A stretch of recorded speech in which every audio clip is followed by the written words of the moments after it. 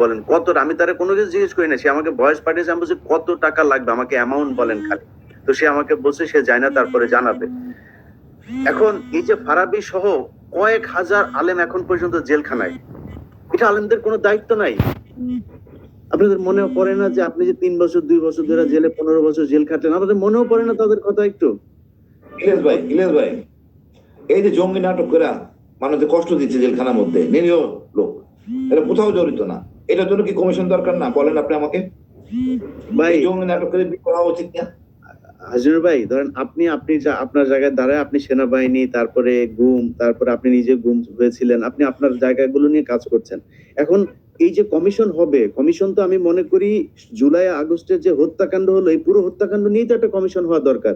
এটার ইতিহাস থাকতে হবে না? ইতিহাস না হলে তো ওই যে 30 লাখকে যেমনে এই 3 লাখকে 30 লাখ বানায়, যেমনে 3 লাখ কেন, আপনি তো একটু আগে বললেন যে 3 লাখ মারা গেছে, 3000 খুঁজে পাবেন না, 3000 খুঁজে পাবেন না, সারা গ্যারান্টি দিলাম আসিনুর ভাই, বিশ্বাস করেন 3000 আপনি খুঁজে পাবেন না। খুঁজেন, এখনো তো সুযোগ আছে।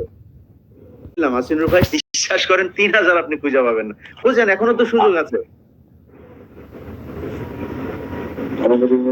এখন ওরা খুঁজে বার করে যে শেখ মুজিব এই ডালিমকে নিয়ে আসছিলাম, সেই ডালিম হচ্ছে গিয়ে 2 নাম্বার ডালিম, ডালিমের 4 আঙ্গুল কেন, 4 আঙ্গুল কেন এটা বুঝিস না?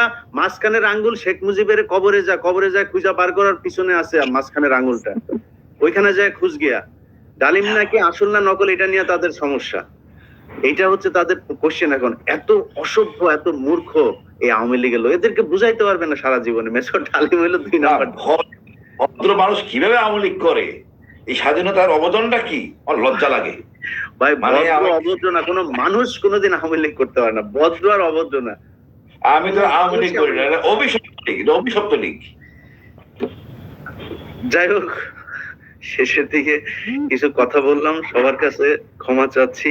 আমার এখানে খুব সম্মানিত পারভেজ ভাই, হাসিনুর ভাই, আপনাদের এই মানে বিডিআর এর লোকজনের সাথে যখন কথা বলি না ভাই, নিজের কাছে এত কষ্ট লাগে ভাই যে কি বলবো। এদের এই কিছু ভয়েস পেয়েছি আমি, হাউ মাউ করে কান্না, অসুস্থ, বুঝছেন, খুব অসুস্থ। তার এই হসপিটালে আপনার চিকিৎসা, যে চিকিৎসা দেয়, এই চিকিৎসা তো আসলে তার এখন বিদেশে নিয়ে যাওয়া দরকার। এর মাঝখানে অনেক মানুষ মারা গিয়েছে যাদেরকে হসপিটাল নিয়ে যান। একজন ডাক্তারের নামটা আমি ভুলে গিয়েছি, এক হিন্দু ডাক্তার ছিল। আমি বলি, জেলখানায় আমি ছিলাম, আমার গোফরান মল্লিক আমার সুবেদার, ওখানে সুবেদার মেজর, সকালবেলা আমার জন্য ডিম সিদ্ধ নিয়ে আসে সারা খান, ওই আমার যেভাবে ব্যবহার করে, সিওকে কমান্ডিং অফিসারকে যেভাবে ব্যবহার করে, আপনাদের ডিমটা নিয়ে আইসি। না এই ওই যে ডাক্তারটার নাম কি, যে কেরানীগঞ্জে ছিল এক হিন্দু ডাক্তার, নামটা ভুলে গেছি। আচ্ছা যাই হোক, আমি মনে নাই, একজন হাসিনুর ভাই একজন হিন্দু ডাক্তার ছিল, সে আসলে ডাক্তারই কিনা সেটা সন্দেহ, মানে বিডিআর এর ওনাদের বক্তব্য অনুযায়ী। সেই লোকরে ই করতো হচ্ছে গিয়ে, সে বলছে যে জিজ্ঞেস করতো যে আপনি কি বিডিআর এর, কিন্তু বিডিআর এর হচ্ছে বিডিআর এর লোকজনকে চিকিৎসা দেওয়া নিষেধ। এইভাবে তাদেরকে হত্যা করা হচ্ছে। তো যাই হোক, আপনাদের সারা দেশের মানুষ যারা আমার এই ভিডিওটা দেখলেন, আপনাদের কাছে অনুরোধ, 9 তারিখে যদি কোনো ধরনের কিছু করে, আমাদের 7 তারিখে একটা প্রোগ্রাম দেওয়ার কথা ছিল, আমরা সেই প্রোগ্রামটা দেই নাই। সেটা আইন শৃঙ্খলা বাহিনীর পরামর্শে আমরা সেখান থেকে সরে এসেছি, আমরা সম্মান দেখিয়েছি। তো আসিফ নজরুল সহ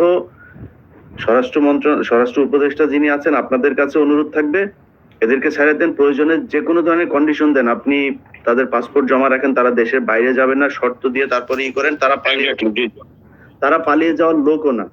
অতএব তাদেরকে আপনারা শর্ত দিয়ে তারপরে জামিন দেন, তাদেরকে বের হইতে হবে, তারা বাইরে এসে তারপরে এই বিচারের মুখোমুখি হবে। যে এটার জন্য দায়ী সে বিচারের জন্য শাস্তি হবে, কোনো সমস্যা নেই, তারা সে বিচারের জন্য প্রস্তুত। আপনাদের কাছে অনুরোধ, তাদেরকে 9 তারিখে ছেড়ে দিতে হবে, একজনকেও জেলখানায় রাখা যাবে না।